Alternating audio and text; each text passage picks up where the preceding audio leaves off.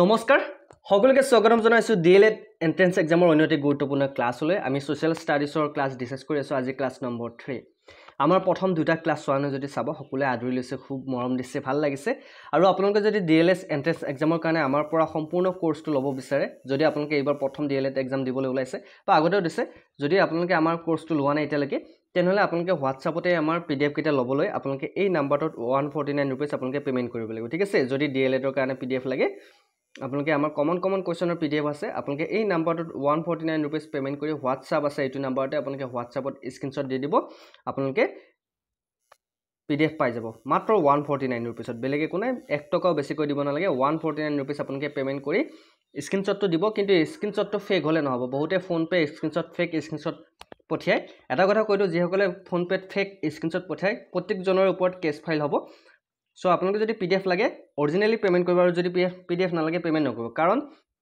বৰ্তমান সময়ত বহুতে ফেক ফোন পে ইউজ কৰি কেনে বহুত দোকান লুটিছে পুলিচেও ধৰিছে গতিকে যদি আপোনালোকে ভাবিছে যে ফেক স্ক্ৰিনশ্বট দি কেনে আমি পিডিএফ কিটা লম তেনেহলে আপোনালোকে বিপদত পৰিব আগতে কৈছো ঠিক আছে সো যদি পিডিএফ লাগে আপোনালোকে অৰিজিনালি পেমেন্ট কৰিব লাগিব 149 रुपीस আৰু যদি নালাগে তেনেহলে পেমেন্ট নকৰিব বহুত এনেকুৱা ধৰণৰ লৰা ছোৱালী মই পাইছো যে ফেক স্ক্ৰিনশ্বট দিছে ফোন পেৰ পৰা ঠিক আছে সো তেওঁলোকৰ ওপৰত মই এগেইন তেওঁলোকৰ ওপৰত বিহিত ব্যৱস্থা গ্ৰহণ কৰা হ'ব সো যিসকলে ভাবিছে যে ফেক স্ক্ৰিনশ্বট দিম নপঠাব বেয়া কাম এইটো এটা ক্ৰাইম হয় গতিকে আপোনালোকে ভুলতো যদি তেনেকুৱা ফেক ফোন পে আছে ইউজ নকৰিব আৰু যদি আপোনালোকে ডিএলএড এন্ট্ৰেন্স এক্সামৰ কাৰণে অৰিজিনালি আপোনালোকে পিডিএফ লাগে আমাৰ কোৰ্সটো ল'ব বিচাৰিছে ইন্টাৰেষ্টেড হয় তেনেহলে এই নম্বৰটোত আপোনালোকে গুগল পে যদি আছে পেমেন্ট কৰি কেনে 149 रुपीस এইটো নম্বৰতে WhatsAppত স্ক্ৰিনশ্বট পঠাই দিব দেন কৰি আজি ক্লাছটো আৰম্ভ কৰিছো প্ৰথম দুটা ক্লাছত যেনেকৈ মৰম দিছে আশা কৰো এইটো ক্লাছতো মৰম দিব তো যিবোৰ কোৱেশ্চন আমি কমনলি পৰীক্ষাত খুদি থাকে সেইবোৰ কোৱেশ্চন আমি ডিসকাস কৰিম ঠিক আছে প্ৰথমটো কোৱেশ্চন হৈছে ভাৰতত ৰয়টৱাৰী ব্যৱস্থা কোনে আৰম্ভ কৰিছিল হু ইন্ট্ৰোডিউসড দা ৰয়টৱাৰী সিস্টেম ইন ইন্ডিয়া বহুতে মোক কৈছে স্যাৰ অকনমান সময় দিবচোন আমাক কোৱেশ্চনটো কৈ কেনে অকনমান সময় দিছো যাতে আপোনালোকে এনসাৰটো ভাবি কেনে কমেন্ট কৰিব পাৰে ঠিক আছে ভাৰতত ৰয়টৱাৰী যেটো ব্যৱস্থা হেতু কোনে আৰম্ভ কৰিছিল শুদ্ধটো কমেন্ট কৰিব 5 সেকেন্ড সময় দিছো Lord Cornwallis Lord Hastings Thomas Munro Warren Hastings ইয়াৰ শুদ্ধটো হৈছে থমাস মুনৰো ভাৰতত ৰয়টৱাৰী যেটো ব্যৱস্থা হেতু কোনে আৰম্ভ কৰিছিল থমাস মুনৰোই আৰম্ভ কৰিছিল গতিকে অপচন সি হ'ব শুদ্ধ উত্তৰ মনত ৰাখিবা থমাস মুনৰোই ৰয়টৱাৰী ব্যৱস্থা আৰম্ভ কৰিছিল নেক্সট কোৱেশ্চন এটো কোৱেশ্চন বহুত ইম্পৰ্টেন্ট ভাৰতীয় সংবিধানৰ কোনটো অনুচ্ছেদত শিক্ষা অধিকাৰৰ সৈতে সম্পৰ্কিত Which article of the Indian Constitution deal with the right to education? Already আমি এটা ক্লাছত ডিসকাস কৰিছিলো ডিএলএডৰ হয় নে নহয় ডিএলএডৰ আমি সোশ্যাল ষ্টাডিজৰ ডিসকাস কৰিছো জিকে ক্লাছ আহিব ইংলিছৰ ক্লাছ আহিব সায়েন্সৰ ক্লাছ আহিব সকলোবোৰ টপিকৰ আমাৰ ক্লাছ কৰিম মেথছৰো ক্লাছ কৰিম ঠিক আছে ভাৰতীয় সংবিধানৰ কোনটো অনুচ্ছেদ শিক্ষা অধিকাৰৰ সৈতে জড়িত আৰ্টিকল 21A আৰ্টিকল 21A শিক্ষাৰ অধিকাৰৰ সৈতে সম্পৰ্কিত মনত থাকিব Next question. The Battle of Buxar was fought in the year. Buxar যুদ্ধ কিমান চনত হৈছিল? কোৱা?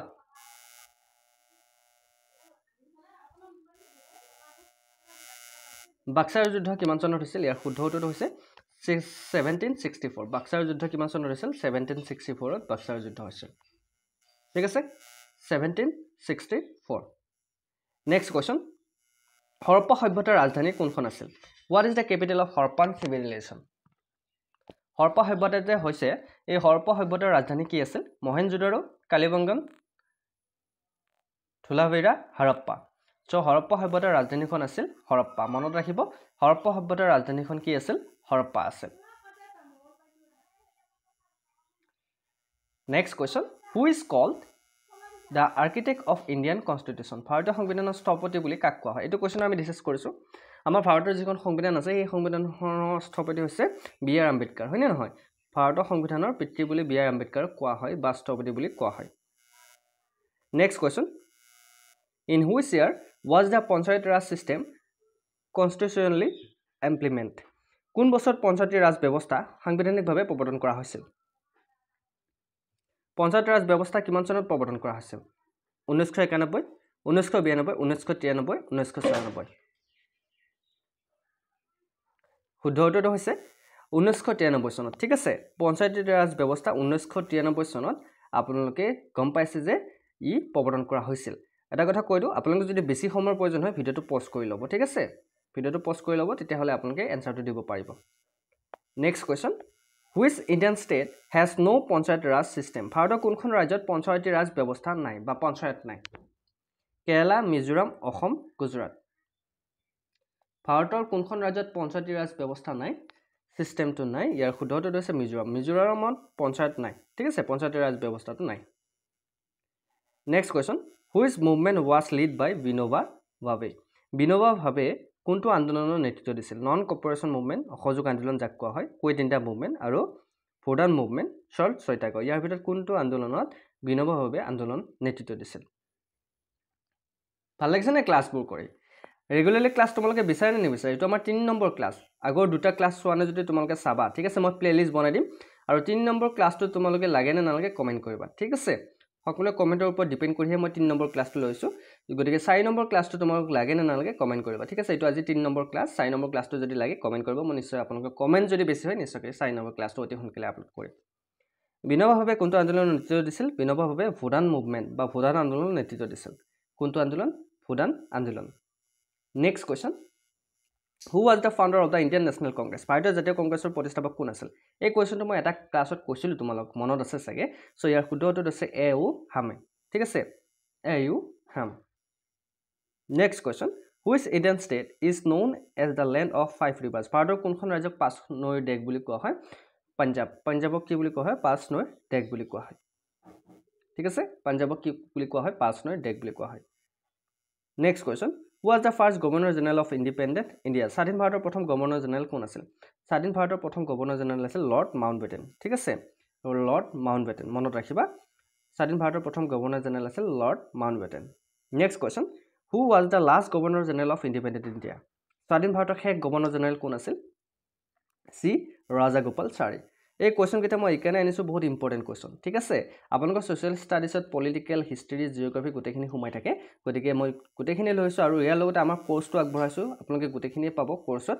বহুকেইটা PDF আছে। যদি আপোনালোকে আমাৰ PDF কেইটা ল'ব বিচাৰে DLED এক্সামৰ কাৰণে, যদি এক্সামটো ভালকৈ দিব বিচাৰে, তেনেহ'লে আপোনালোকে মাত্ৰ 149 ৰুপিজ, বহু পইচা আপোনালোকে এনেই খেদাইছে, হয়নে নহয়? 149 যদি আপোনালোকৰ কাৰণে বহুকেইটা PDF পায়, আগতে এক্সামৰ কাৰণে বহুত হেল্পফুল হ'ব। আপোনালোকে এই নাম্বাৰটোত 149 ৰুপিজ আপোনালোকে পে' কৰি আপোনালোকে 149ত বহুকেইটা PDF পাই আছে, ঠিক আছে? এই নাম্বাৰটোত আপোনালোকে পে'মেণ্ট কৰি এইটো নাম্বাৰতে আপোনালোকে স্ক্ৰীনশ্বট দি দিব। পে'মেণ্ট কৰাৰ পিছত স্ক্ৰীনশ্বটটো ট্ৰেনজেকশ্যনৰ সৈতে দিবলৈ নাপাহৰিব, ঠিক আছে? চ' স্ক্ৰীনশ্বটটো দি দিব আৰু লগে লগে আপোনালোকে PDF পাই যাব, ঠিক আছে? বহুকেইটা PDF আছে DLED এণ্ট্ৰেন্স এক্সামৰ কাৰণে। যদি লাগে লৈ ল'ব, নাম্বাৰটো স্ক্ৰীনশ্বট মাৰি ল'ব, ঠিক আছে? অ'কে, চ' নেক্সট কুৱেশ্যনটোলৈ আহিছোঁ। Which movement is associated with the slogan do or die? কোনটো আন্দোলনৰ সৈতে কৰা বা মৰা, কৰোঁ বা মৰো শ্লোগান জড়িত হৈ আছে? ডু অৰ ডাই, ঠিক আছে? কৰা বা মৰা, এই অসমীয়াটো ভুল হৈছে। কৰা বা মৰা, ডু অৰ ডাই কোনটো আন্দোলনৰ সৈতে জড়িত হৈ আছে? Non cooperation movement, quit India movement, civil disobedience movement, Khilafat movement. Do or die এই শ্লোগানটো কোনটো আন্দোলনৰ সৈতে জড়িত হৈ আছে? শুদ্ধ উত্তৰটো হৈছে কুইট ইণ্ডিয়া মুভমেণ্ট, ভাৰত ত্যাগ আন্দোলনৰ সৈতে জড়িত হৈ আছে এই ডু অৰ ডাই শ্লোগানটো, ঠিক আছে? সুধিব পাৰে কিন্তু পৰীক্ষাত। Next question, the Indian national Congress seasons in which year declared পূৰ্ণ স্বৰাজ? ভাৰতীয় ৰাষ্ট্ৰীয় কংগ্ৰেছৰ কোনটো বছৰৰ অধিৱেশনত পূৰ্ণ স্বাধীনতা ঘোষণা হৈছিল? 1928, 1929, 1930, 1935। শুদ্ধ উত্তৰটো হৈছে 1929, ঠিক আছে? মনত ৰাখিবা। Next question, the capital of the Ahom kingdom was? আহোমৰ ৰাজ্যৰ ৰাজধানী কোনখন আছিল? আহোম ৰাজ্যৰ ৰাজধানী আছিল ৰংপুৰ, ঠিক আছে? ৰংপুৰ, বৰ্তমান শিৱসাগৰ হিচাপে জনা যায়। ৰংপুৰ আছিল আহোম ৰাজ্যৰ ৰাজধানী। Next question, who started the স্বদেশী মুভমেণ্ট ইন ইণ্ডিয়া? ভাৰতত স্বদেশী আন্দোলন কোনে আৰম্ভ কৰিছিল? আমাৰ যে ভাৰতত স্বদেশী আন্দোলন হৈছিল, এই আন্দোলনটো কোনে আৰম্ভ কৰিছিল মনত আছেনে? বাল গংগাধৰ তিলক, বিপিন চন্দ্ৰ পাল, দাদাভাই নৌৰোজী, গোপাল কৃষ্ণ গোখলে। শুদ্ধ উত্তৰটো হৈছে বিপিন চন্দ্ৰ পালে ভাৰতত স্বদেশী আন্দোলনত আৰম্ভ কৰিছিল। ক্লাছবোৰ কৰি ভাল লাগিছেনে নাই? আপোনালোকৰ ক্লাছটো কৰি ভাল লাগিছেনে? DLED এক্সামৰ ক্লাছটো কণ্টিনিউ কৰিব লাগিবনে নালাগে? কমেণ্ট কৰিবচোন ভাল লাগিছে যদি। নেক্সট কুৱেশ্যন, বুজি পাইছে নাই? সকলোৱে বুজি পাইছে নাই বাৰু? Okay, the famous Dandi march was led by? প্ৰসিদ্ধ দাণ্ডি মাৰ্চ বা দাণ্ডি যাত্ৰা কোনে নেতৃত্ব দিছিল? জৱাহৰলাল নেহৰু, মহাত্মা গান্ধী, সুভাষ চন্দ্ৰ বসু, চৰ্দাৰ বল্লভ ভাই পেটেল। আমি গম পাইছোঁ দাণ্ডি যাত্ৰা মহাত্মা গান্ধীয়ে নেতৃত্ব দিছিল 78জন অনুগামীলৈ। কিমানজন অনুগামীলৈ? 78। 78 জন অনুগামী লৈ মহাত্মা গান্ধীয়ে দাণ্ডি মাৰ্চ কৰিছিল 1930 চনত next question who was the founder of the Sikh religion Sikh ধৰ্মৰ প্ৰতিষ্ঠাপক কোন বুলি ক'লে বহুতে ভুল কৰে কিন্তু গুৰু নানক বুলি কয় ইয়াস শুদ্ধ উত্তৰটো হৈছে গুৰু নানক ঠিক আছে শিখ ধৰ্মৰ প্ৰতিষ্ঠাপক হৈছে Guru Nanak next question the main cause of the indigo revolt was নীলগিৰি বিদ্ৰোহৰ মুখ্য কাৰণ কি আছিল এই নীলগিৰি যে বিদ্ৰোহ হৈছিল ইয়াৰ মুখ্য কাৰণটো কি আছিল কোনে ক'ব পাৰিবা yes ইয়াৰ মুখ্য কাৰণটো আছিল ফৰ্সড কাল্টিভেশনছ অফ ইণ্ডিগো নীল খেতি কৰাৰ কাৰণে বিদ্ৰোহৰ মুখ্য কাৰণ আছে নীলগিৰি বিদ্ৰোহ next question who was the first president of independent India স্বাধীন ভাৰতৰ প্ৰথম ৰাষ্ট্ৰপতি কোন আছিল স্বাধীন ভাৰতৰ প্ৰথম ৰাষ্ট্ৰপতি বুলি ক'লে মনত ৰাখিবা ৰাজেন্দ্ৰ প্ৰসাদ ঠিক আছে ৰাজেন্দ্ৰ প্ৰসাদ আছিল স্বাধীন ভাৰতৰ প্ৰথম ৰাষ্ট্ৰপতি The Jallianwala Bagh massacre took place in which year? Jallianwala Bagh হত্যাকাণ্ড কোন বছৰত সংঘটিত হৈছিল? এই কোৱেশ্চনটো আমি ডিসকাস কৰিছো প্ৰথম ক্লাছটোতেই 1919 চনত ঠিক আছে Jallianwala Bagh হত্যাকাণ্ড 1919 চনত সংঘটিত হৈছিল Which treaty ended the first Anglo-Maratha war? প্ৰথম এংলো-মাৰাঠা যুদ্ধত কোনখন চুক্তিয়ে শেষ কৰিছিল? এংলো আৰু মাৰাঠাসকলৰ মাজত এখন যুদ্ধ হৈছিল হা এই যুদ্ধখন এখন চুক্তিৰ দ্বাৰা শেষ কৰা হৈছিল আৰু সেই চুক্তিখনৰ নাম হৈছে ট্ৰেটি অফ সালবাই চুক্তি ঠিক আছে ট্ৰেটি অফ সালবাই চুক্তিৰ দ্বাৰা এংলো-মাৰাঠা যুদ্ধখন শেষ কৰা হৈছিল The permanent settlement was introduced in which year? Permanent settlement কোন বছৰত আৰম্ভ কৰা হৈছিল? এনে কিন্তু গুৰুত্বপূৰ্ণ কোৱেশ্চন Permanent settlement কাৰ মাজত হৈছিল? Permanent settlement কোন বছৰত আৰম্ভ কৰা হৈছিল? 1793 1793 চনত permanent settlement introduce কৰা হৈছিল বা আৰম্ভ কৰা হৈছিল মনত থাকিব next question The Libert Bill controversy was related to Libert Bill বুলি কৈছো সৰি Ilbert Bill হা Ilbert Bill বিবাদ কোনটো বিষয়ৰ সৈতে জড়িত হৈ আছে ইণ্ডিয়ান পাৰ্টিসিপেন্ট জুডিশিয়াৰী সো ইণ্ডিয়ান পাৰ্টিসিপেন্ট ইন জুডিশিয়াৰী ঠিক আছে অপচন এ লগত জড়িত হৈ আছে next question Which act introduced the system of piracy in Indian provision? ভাৰতীয় প্ৰদেশৰ দৈত্য শাসন ব্যৱস্থা কোনখন আইনৰ প্ৰৱৰ্তন কৰা হৈছিল আইনখন হৈছে আমি গম পাইছো government of act Indian act 1919 গতিকে গভৰ্নমেন্ট অফ ইণ্ডিয়ান এক্ট 1919 ৰ অধীনত ভাৰতীয় প্ৰদেশত দৈত্য শাসন ব্যৱস্থা আইন প্ৰৱৰ্তন কৰা হৈছিল খুদিব পাৰ কিন্তু মনত ৰাখিবা next question The doctrine of lapse was abolished by Doctrine of lapse কোনে বাতিল কৰিছিল Doctrine of lapse কোনে বাতিল কৰিছিল খুদিব পাৰ কিন্তু Doctrine of lapse কোনে বাতিল কৰিছিল কাৰেক্ট আনসাৰ কুইন ভিক্টোৰিয়া ঠিক আছে ৰাণী ভিক্টোৰিয়াই বাতিল কৰিছিল Doctrine of lapse next question The Aligarh movement was started by Aligarh আন্দোলন কোনে আৰম্ভ কৰিছিল আলিগড় যে আন্দোলন হৈছিল কোনে আৰম্ভ কৰিছিল ক'ব পাৰিব কোনো নোৱাৰে না আলিগড় যে আন্দোলন হৈছিল সেই আন্দোলন আৰম্ভ কৰিছিল স্যাৰ সৈয়দ আহমেদ খানে কোনে আৰম্ভ কৰিছিল স্যাৰ সৈয়দ আহমেদ খানে next question who authored the book the discovery of India এই কোৱেশ্চন আমি প্ৰায় ডিসকাস কৰি থাকো Jawaharlal Nehru the discovery of India কিতাপখন লিখিছিল তোমালোকৰ মনতে ৰৈছে চাগে next question the doctrine of left policy primarily target which type of Indian state doctrine of left নীতি বিশেষকৈ কেনে ধৰণৰ ভাৰতীয় ৰাজ্যসমূহক লক্ষ্য কৰি লৈছে মনত ৰাখিবা ডক্ট্ৰিন অফ লেফ্ট নীতি বিশেষকৈ ভাৰতৰ princely state without natural hair ঠিক আছে সেইবোৰ ষ্টেটক সিলেক্ট কৰি লৈছে The Simon Commission was boycotted because Simon Commission কেনেকৈ কিয় boycott কৰা হৈছিল এটি কোৱেশ্চনটো আনসাৰ হৈছে নো ইণ্ডিয়ান মেম্বাৰ ইন কমিশন গতিকে এই কমিশনখনত ভাৰতৰ পৰা কোনো সদস্য নাছিল ভাৰতৰ সদস্য নাছিল সেইবাবে সাইমন কমিশনখন বাতিল কৰি দিছিল তোমালোকে এইবিলাক পঢ়িছা অলৰেডি পলিটিকেলত হয়নে সাইমন কমিশন বহুত ইম্পৰ্টেন্ট আছিল বহুত গুৰুত্বপূৰ্ণ আছিল ইংৰাজৰ কাৰণে গতিকে সাইমনে এই কমিশনখন গঠন কৰিছিল আৰু এই কমিশনখন বয়কট কৰাৰ কাৰণতে হৈছে ইয়াত কোনো ধৰণৰ ইণ্ডিয়ান মেম্বাৰ নাছিল next question which governor general is known for introduction the subsidiary alliance কোৱা ক্ৰিয়া কোন গভৰ্ণৰ জেনেৰেল আৰম্ভ কৰিছিল কোনে আৰম্ভ কৰিছিল সাবসিডিয়াৰী এলায়েন্স আৰম্ভ কৰা গভৰ্ণৰজন হৈছে লৰ্ড ওয়েলেসলি ঠিক আছে লৰ্ড ওয়েলেসলিয়ে এই আৰম্ভ কৰিছিল next question the Chelmsford reform was introduced in which year Chelmsford সংস্কাৰ কোন বছৰ আৰম্ভ হৈছিল 1919 1920 1918 1921 কোৱেশ্চনবোৰ বহুত গুৰুত্বপূৰ্ণ ভাল লাগিছে না ক্লাছটো কিবা এটা নজনা কথা জানিব পাৰিছা না যদি ভাল লাগিছে চেনেলটো সাবস্ক্ৰাইব কৰিবা আৰু যদি ক্লাছ লাগে তোমালোকে কমেন্টত জনাবা ঠিক আছে চেমছফৰ্ড সংস্কাৰ কোন বছৰ আৰম্ভ হৈছিল 19 চনত আৰম্ভ হৈছিল 1919 চনত ঠিক আছে next question who was the first of Indian during the partition of Bengal in 1905 1905 চনৰ বংগ বিভাজনৰ সময়ত ভাৰতৰ ভাইচৰয় কোন আছিল এইটো কিন্তু বহুত ইম্পৰ্টেণ্ট কোৱেশ্চন বংগ বিভাজন কেতিয়া হৈছিল তোমালোকে যদি সুধি দিয়ে তেতিয়া মনত ৰাখিবা 1905 চনত বংগ বিভাজন হৈছিল আৰু 1905 চনত যেটো বংগ বিভাজন হৈছিল তেতিয়া ভাইচৰয় কোন আছিল গভৰ্ণৰ কোন আছিল তেতিয়া সৰি গভৰ্ণৰ নহয় ভাইচৰয় কোন আছিল তেতিয়া লৰ্ড কাৰ্জন ঠিক আছে লৰ্ড কাৰ্জন তেতিয়া 1905 চনত যেতিয়া বংগ বিভাজন হৈছিল সেই সময়ৰ ভাইচৰয় আছিল next question the Swadeshi movement begin as a reaction to Swadeshi আন্দোলন কোনটো ঘটনাৰ প্ৰতিক্ৰিয়া হিচাপে আৰম্ভ হৈছিল স্বদেশী আন্দোলন প্ৰতিক্ৰিয়া হিচাপে আৰম্ভ হৈছিল বংগ বিভাজন ঠিক আছে পাৰ্টিশ্যন অফ বেংগল 1905 গতিকে 1905 চনত যে বংগ বিভাজন হৈছিল সেই আন্দোলনেই স্বদেশী আন্দোলনৰ ঘটনাৰ এটা প্ৰতিক্ৰিয়া হিচাপে আৰম্ভ হৈছিল next question the Chauri Chaura incident lead to Chauri Chaura ঘটনাই কি ফলাফল দিছিল চৌৰি চৌৰা ঘটনা যে ঘটি গৈছিল তাৰে কি ফলাফল দিছিল শুদ্ধটো হৈছে suspension of non cooperation movement অসহযোগ আন্দোলন সাসপেন্স কৰাই আছে চৌৰি চৌৰাৰ মূল ফলাফল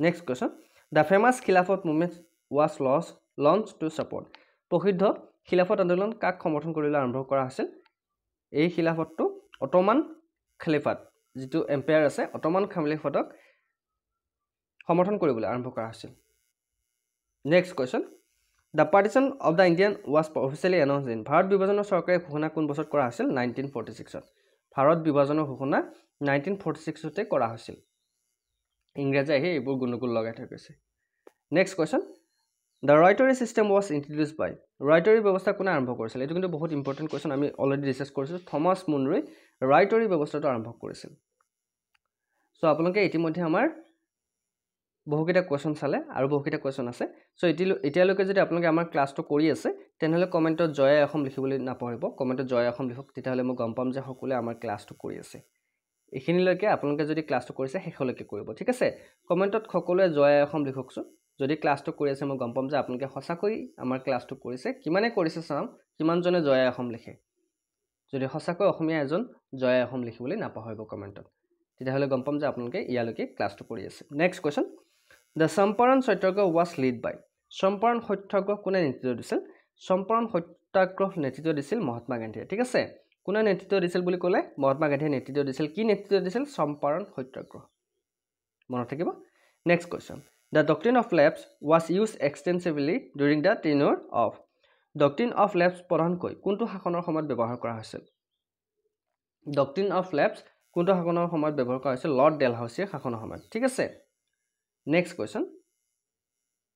The first session of the Indian National Congress was held. ভাৰতৰ ৰাষ্ট্ৰীয় কংগ্ৰেছৰ প্ৰথম অধিৱেশন ক'ত অনুষ্ঠিত হৈছিল কলিকতাত অনুষ্ঠিত কৰা হৈছিল কিমান চনত অনুষ্ঠিত কৰা হৈছিল হেতু চনটো মোক কমেন্ট কৰিবচোন কিমান জনে ভালকে পঢ়িছে মই তেতিয়া গম পাম next question The Champaran Satyagraha of 1917 was primarily against 1917 চনত চম্পাৰণ সত্যাগ্ৰহ প্ৰদানকৈ কি বিৰুদ্ধে আছিল 1917 চনত কেতিয়াবা আহিব পাৰে দেই এটা কথা মন কৰিবা চম্পাৰণ সত্যাগ্ৰহ কোনে নেতৃত্ব দিছিল মহাত্মা গান্ধীয়ে নেতৃত্ব দিছিল এটা কোৱেশ্চনত কিমান কেইটা কোৱেশ্চন সোমাই আছে চাবা চম্পাৰণ সত্যাগ্ৰহ কোনে নেতৃত্ব দিছিল মহাত্মা গান্ধীয়ে নেতৃত্ব দিছিল আৰু চম্পাৰণ সত্যাগ্ৰহ কিমান চনত হৈছিল 1917 চনত হৈছিল চনটো মনত ৰাখিবা 1917 আৰু এতিয়া কোৱেশ্চনটো আমাক খুলিছে চম্পাৰণ সত্যাগ্ৰহৰ প্ৰধানকৈ কি বিৰোধী আছিল এই চম্পাৰণ সত্যাগ্ৰহটো প্ৰধানকৈ মনত ৰাখিবা নীলৰ খেতি ব্যৱস্থাৰ বিৰোধিতা কৰা হৈছিল ঠিক আছে ইন্ডিগো প্লান্টেশন সিস্টেম তাৰ কাৰণে চম্পাৰণ সত্যাগ্ৰহ আৰম্ভ কৰা হৈছিল Next question. The Albert Bill controversy erupted দুই Albert Billৰ বিবাদ কিয় সৃষ্টি হৈছিল এই কাৰণে সৃষ্টি হৈছিল ভাৰতীয় ন্যায়াধীশক ব্ৰিটিছ অপৰাধী বিচাৰ কৰাৰ অনুমতি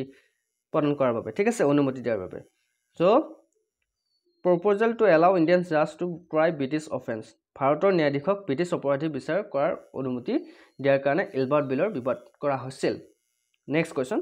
Who was the leader of the home rule movement home rule movement আপোনালোকে পাইছে গতিকে ভাৰতত home rule আন্দোলনৰ নেতা কোন আছিল বাল গংগাধৰ তিলক মহাত্মা গান্ধী সুভাষ চন্দ্ৰ বসু জৱাহৰলাল নেহৰু ভাৰতত হোম ৰুল মুভমেন্টৰ হোম ৰুল লীগৰ বা হোম ৰুল আন্দোলনৰ নেতা হৈছিল বাল গংগাধৰ তিলক ঠিক আছে Bal Gangadhar Tilak next question The first round table conference was held in প্ৰথম ঘূৰণীয়া মেজমেল বা ৰাউণ্ড টেবল কনফাৰেন্স কেতিয়া অনুষ্ঠিত কৰা হৈছিল চনটো মনত ৰাখিবা 1930 1930 চনত প্ৰথম ঘূৰণীয়া মেজমেল বা ৰাউণ্ড টেবল কনফাৰেন্স আৰম্ভ কৰা হৈছিল কিমান চনত 1930 চনত নেক্সট কোৱেশ্চন ক্ৰিপছ মিছন ভাৰতলৈ কোন বছৰত আহিছিল the Cripps mission came to India during Cripps mission ভাৰতলৈ কেতিয়া আহিছিল 1942 যেতিয়া ভাৰত ত্যাগ আন্দোলন হৈছিল সেই সময়তে ক্ৰিপছ মিছন ভাৰতলৈ আহিছিল 1942 চনটো বহুত ইম্পৰ্টেণ্ট মনত থাকিবনে ক্লাছবোৰ যদি ইম্পৰ্টেণ্ট হয় তোমালোকে লগ বন্ধুকো শ্বেয়াৰ কৰিবা ঠিক আছে আৰু যদি আমাক কোৰ্ছকেইটা লোৱা নাই কোৰ্ছকেইটা ল'বা আমি নাম্বাৰটো প্ৰথমতে দি দিছোঁ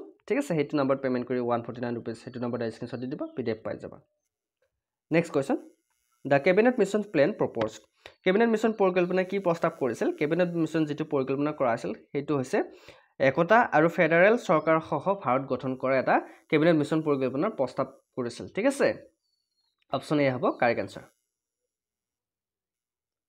next question the Ghadar party was founded Ghadar party কোন বছৰত প্ৰতিষ্ঠা কৰা হৈছে 1913 চনত 1913 চনত গাদাৰ পাৰ্টি প্ৰতিষ্ঠা কৰা হৈছিল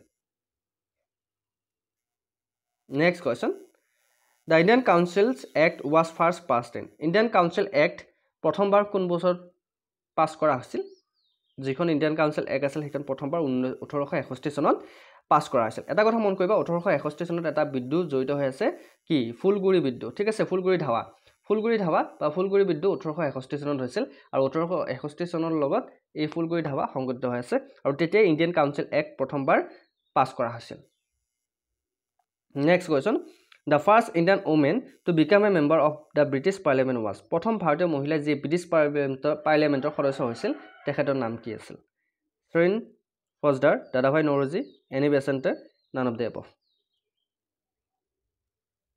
শুদ্ধটো হৈছে ওপৰৰ কোনোটোৱেই নহয় ইয়াৰ ভিতৰত কোনোটোৱেই নহয় next question the vernacular press act was pass in vernacular press act কোন বছৰত পাছ কৰা হৈছিল ভাৰ্নাকুলাৰ প্ৰেছ এক্টৰ কথা আপোনালোকে শুনিছে কোন বছৰত পাছ কৰা হৈছিল 1878 ঠিক আছে 1878 পাছ কৰা হৈছিল vernacular press act next question the Rowlatt act was passed Rowlatt আইন কোন বছৰত পাছ কৰা হৈছিল 1919 চনত এইটো কিন্তু মনত ৰাখিবা জালিয়ানৱালাবাগ যেতিয়া হৈছিল তেতিয়া ৰাউলেট আইন পাছ কৰা হৈছিল next question who was the first governor general of India ভাৰতৰ প্ৰথম গভৰ্ণৰ জেনেৰেল কোন আছিল ৱাৰেন হেষ্টিং ঠিক আছে ৱাৰেন হেষ্টিং স্বাধীন ভাৰতৰ বুলি ক'লে তেতিয়া লৰ্ড মাউণ্টবেটেন আৰু ভাৰতৰ প্ৰথম গভৰ্ণৰ জেনেৰেল হৈছে ৱাৰেন হেষ্টিং ঠিক আছে the main aim of vernacular press act vernacular press এক্টৰ মূল উদ্দেশ্য কি আছিল বহুতে নাজানে কিন্তু যিখন ভাৰ্নাকুলাৰ প্ৰেছ এক্ট সেইখনৰ মূল উদ্দেশ্য এটাই আছিল যে ভাৰতীয় ভাষাৰ সংবাদপত্ৰ দমন কৰা ঠিক আছে suppressed Indian language newspaper মনত ৰাখিবা next question the doctrine of lapse was introduced by doctrine of lapse কোনে আৰম্ভ কৰিছিল এইটো কুৱেশ্যন আমি ডিছকাছ কৰিছোঁ লৰ্ড ডেলহাউচি আৰম্ভ কৰিছিল doctrine of lapse next question the first battle of Panipat was photo between প্ৰথম পানিপত যুদ্ধ কেতিয়া হৈছিল আৰু কাৰ কাৰ মাজত হৈছিল 1526 চনত প্ৰথম পানিপত যুদ্ধ হৈছিল বাবৰ আৰু ইব্ৰাহিম লোদীৰ মাজত কাৰ কাৰ মাজত হৈছিল কেতিয়াবা সুধিব পাৰে 1526 চনত বাবৰ আৰু ইব্ৰাহিম লোদীৰ মাজত প্ৰথমখন পানিপথৰ যুদ্ধ হৈছিল ক'ত হৈছিল পানিপথতে হৈছিল next question the founder of the Arya Samaj was আৰ্য সমাজৰ প্ৰতিষ্ঠাপক কোন আছিল এইবিলাক আহি যায় কিন্তু আৰ্য সমাজ ব্ৰাহ্ম সমাজ এইবিলাক চাব লাগিব ঠিক আছে আৰ্য সমাজৰ প্ৰতিষ্ঠাপক কোন আছিল স্বামী দয়ানন্দ সৰস্বতী আছিল আৰ্য সমাজৰ প্ৰতিষ্ঠাপক অপশ্যন এ হ'ব শুদ্ধ উত্তৰ next question the charkha became a symbol of charkha কিবোৰৰ প্ৰতীক হৈ পৰিল চৰখা হৈছে জতৰ যি বুলি কয় আত্মনিৰ্ভৰতা আৰু স্বদেশী আন্দোলনৰ প্ৰতীক হৈ পৰিছে জতৰ আপোনালোকে জতৰ দেখা পাইছে তাক চৰখা বুলি কোৱা হয় হিন্দীত গতিকে এই চৰখা কিহৰ প্ৰতীক হৈ পৰিছিল চৰখা প্ৰতীক হৈ পৰিছিল কিহৰ আত্মনিৰ্ভৰতা আৰু স্বদেশী আন্দোলনৰ next question the Simon commission was boycott because Simon commission boycott কৰাৰ কাৰণ কি আছিল এটাই কাৰণ আছিল ভাৰতীয় সদস্য নাছিল সেই কমিশ্যনখনত সেইকাৰণে চাইমন কমিশ্যনখন বাতিল কৰা হৈছিল এইটো আমি ডিছকাছ কৰিছোঁ next question the non cooperation movement was withdraw do to non cooperation movement অসহযোগ আন্দোলন কিয় বন্ধ কৰা হৈছিল এইকাৰণে বন্ধ কৰা হৈছিল চৌৰি চৌৰা ঘটনাৰ কাৰণে অসহযোগ আন্দোলন বন্ধ কৰা হৈছিল দ্য ডায়াচিছ চিষ্টেম ৱাজ ইন্ট্ৰডিউচড বাই দ্বৈত শাসন ব্যৱস্থা কোনখন আইনে প্ৰৱৰ্তন কৰিছিল government of act India act 1919 Bharat চৰকাৰ আইন 1919 ঠিক আছে চ' এয়া আছিল আজিৰ DLED এণ্ট্ৰেন্স এক্সামৰ 3 নম্বৰ ক্লাছ কেনেকুৱা পালে ক্লাছটো কৰি সঁচাকৈ ক'ব দে মিছা কথা নক'ব লাভ হৈছে নে নাই ভাল পাইছে নাই ক্লাছটো কৰি ৰেগুলাৰলি ক্লাছ কৰিব বিচাৰে নবিচাৰে যদি বিচাৰা ইণ্টাৰেষ্টেড হয় নহয় DLED এক্সামৰ কাৰণে অ'কে যদি ইণ্টাৰেষ্টেড হয় তেনেহ'লে এই কোৰ্চটো লৈ ল'বা মাত্ৰ 149 ৰুপিজ বেছি পইচা নহয় একদম সকলোতকৈ কম দামত আমি কোৰ্চটো প্ৰভাইড কৰিছোঁ আমাৰ PDF কেইটা যদি আপোনালোকে DLED এক্সামৰ কাৰণে ল'ব বিচাৰে এই নাম্বাৰটোত আপোনালোকে পে'মেণ্ট কৰি হোৱাটছআপ আছে এইটো নম্বৰতে স্ক্ৰীনশ্বট দি দিব PDF পাই যাব DLED এক্সামৰ কাৰণে যদি সিৰিয়াছ হয় ভালকৈ পঢ়া তোমালোকে সিটটো লৈ লোৱা ঠিক আছে DLEDৰ কাৰণে আমি PDF দি আছো এই নাম্বাৰটোত যদি তোমালোকে 149 rupees পে'মেণ্ট কৰা তেনেহলে তোমালোকে PDF পাই যাবা ওকে বুজি পাইছা সো আজিলৈ মানে অন্য এটা ভিডিঅ'ত আকৌ লগ পোৱাৰ প্ৰতিশ্ৰুতিৰে জয় হিন্দ জয় অসম